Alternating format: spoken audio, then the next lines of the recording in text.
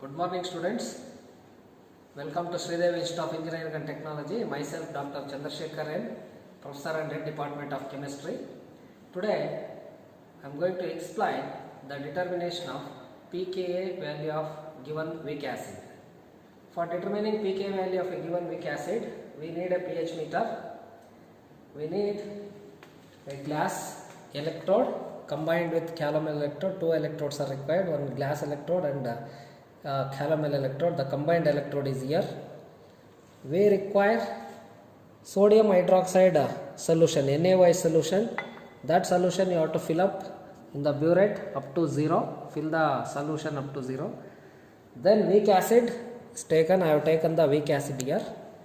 So its pKa value I am going to show you how to determine the pKa value of this weak acid. First, the given weak acid you have to take in the beaker. Then immerse the glass electrode and calomel electrode assembly into the solution. It is immersed. Then connect the glass and calomel electrode assembly to the pH meter. And before adding NaOH, you have to write down initial pH value shown by the pH meter. Now the initial value it is showing 3.56 pH. I am going to write down in the tabular column. Tabular column you have to prepare. First column volume of NaOH in centimeter cube, that is V.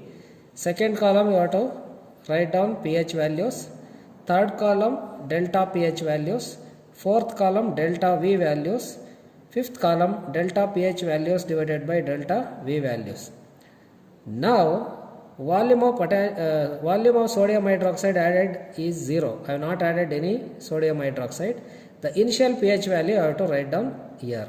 The initial pH value shown by the meter is 3.757. I will write now 3.57 here.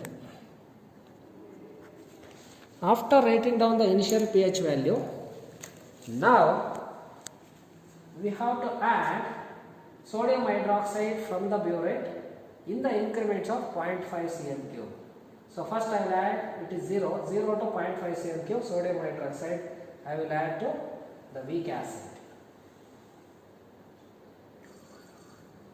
After adding sodium hydroxide to the weak acid, neutralization reaction takes place. Now we have to mix the solution. For mixing the solution, use a straw, blow the solution gently or shake the solution like this. Either you can shake the solution or you can blow the solution slowly. If you are blowing, don't allow your saliva to mix with the acid. Now again write down the increase in the pH value upon adding base to acid. Now pH value is increased to 4.03. I will record the pH value 4.03. Again add 0.5 cm cube of sodium hydroxide solution and blow the solution. Then record the increase in the pH values. 4.28. Again add another 0.5 cm cube of sodium hydroxide solution. Mix the solution thoroughly by shaking the straw or blowing air into the solution. Now pH value again increases. Note down the increase in the pH value 4.48. Again add 0.5 cm cube of NaOH solution from the burette. Then mix the solution.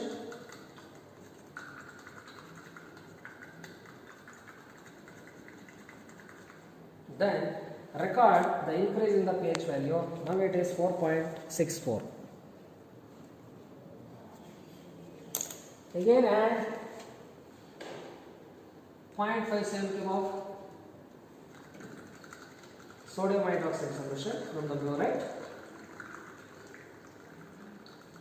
Mix the solution, pH value increases, write down the pH value. It is 4.87. Again add 0.5 cl of sodium hydroxide solution. Mix the solution, or you can blow the solution for mixing. Now pH value of the solution increases. Now it is showing 5.08 pH. Again add another 0.5 cl of NaOH.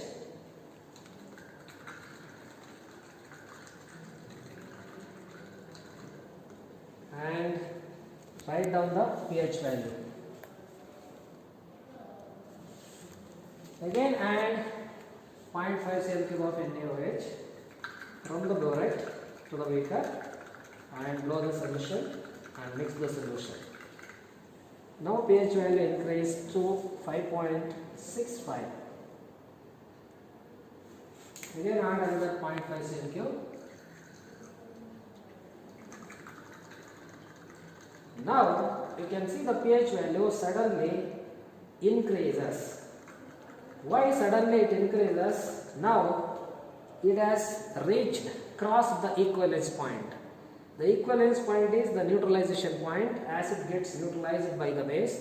All the acid, weak acid, is neutralized by the sodium hydroxide. Salt and water is formed at neutralization point. After neutralization point, pH value suddenly increases. So now it is 6.44. Add another 0.5 cl. Now you can see you will get a huge jump in the pH value. So this is exactly the neutralization point or equivalence point. It has increased from 6.44 to it has increased up to 11.36. Still it is increasing. Wait for few seconds at the neutralization point, at the equivalence point. Blow the solution several times or mix the solution several times. Wait for a moment here to get a large jump in the pH value. So now it is increased to 11.38. So after increasing the pH value, take only 4 readings, another 4 readings for plot, which will be enough for plotting a graph. I will take another 4 readings. Again add 0.5 cl. Blow the solution. It is 12.15.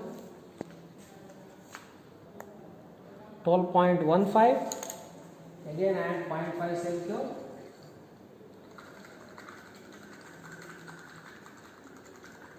Mix the solution. pH value increased to 12.33. Again add 0.5 cl.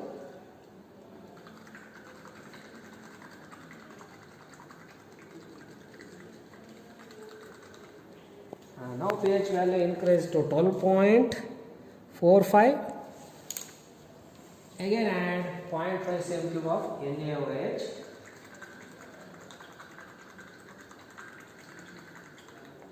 Yes, 12.51. So we have taken 4 readings extra after the equivalence point. Now you have to calculate the delta pH values. Delta pH values are calculated from the pH values. pH values we have recorded. Delta pH values is the change in the pH values. 4.03 minus 3.57. 4.03 minus 3.57. So that gives 0.46. Next 4.28 minus 4.03, that gives 0.25. Next 4.48 minus 4.28, 0.2. 64 minus 4.48, 0.16. 4.87 minus 4.64, 0.23. 5.08 minus 4.87, 0.21. 5.34 minus 5.08, the difference is 0.26. 5.65 minus 5.34, the difference is 0.3. 6.44 minus 5.65, the difference is 0.79. 11.38 minus 6.44, the difference is 4.94. 12.15 minus 11.38, the difference is 0.77. 12.33 minus 12.15, the difference is 0.18. 12.45 minus 12.33, the difference is 0.12. 12.51 minus 12.45, the difference is 0.06. So this is how we can calculate delta pH values. Then how to calculate delta V values? So this is the V, volume of NaOH. Delta V is change in volume. So 0.5 minus 0, answer is 0.5. 1 minus 0.5, 0.5. This entire column you will get constant value 0.5, 0.5. Now after writing delta V values, we have to divide all the delta pH values by delta V values. I will show you one value. I will show you 0.46 divided by 0.5 gives you 0.92. Same way 0.25 divided by 0.5 gives you 0.5. So on, you have to write down delta pH values. Now after calculating delta pH values, you have to go for plotting a graph. First we have to plot first graph delta pH by delta V values along the y-axis, volume of NaOH along the x-axis. You take 1 centimeter scale, 1 unit is equal to 0.5 cm cube. Means 1 centimeter in the graph is equal to 0.5 cm cube of NaOH. 1 cm cube, 1.5 cm cube, 2 cm cube, so on. You write down the volume of NaOH in x-axis, delta pH by delta V values in y-axis. Take 1, 2, 3, 4, 5, 6, 7, 8, 9 like that. Now plot a graph and join all the points. When we join all the points, we will get a maximum peak at the equivalence point. Join this point to the x-axis and read what is the volume of NaOH required to neutralize the given weak acid. Now it is showing 5 cm cube as the equivalence point. Equivalence point, it is showing 5 cm cube. Plot another graph. X-axis same, take as it is before in the first graph. 0.5, 1, 1.5, 2, 2.5, 3, 3.5, so on. Y-axis, take pH values. So you have in the tabular column, first pH values you are having, we have taken. Okay, so those pH values we have taken here. Here also you can take 1, 2, 3, 4, 5, 6, like that you can take. 12 if you are having space. Otherwise you can take 2, 4, 6, 8, 10, like this you can take scale.